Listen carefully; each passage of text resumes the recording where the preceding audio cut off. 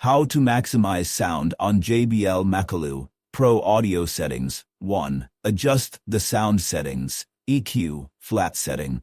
This keeps the sound natural and balanced. V-shape setting increases bass and treble for a more exciting sound. Great for pop or electronic music. Custom setting. You can adjust the sound to your liking. For example, boost the midrange for clearer vocals or increase the treble for more detail. 2. Place the speakers correctly height. Make sure the speakers are at the same level as your ears when you're re-sitting.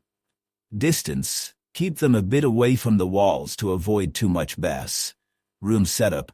Use carpets, curtains, or wall panels to reduce echoes and improve sound clarity. 3. Use good equipment amplifier.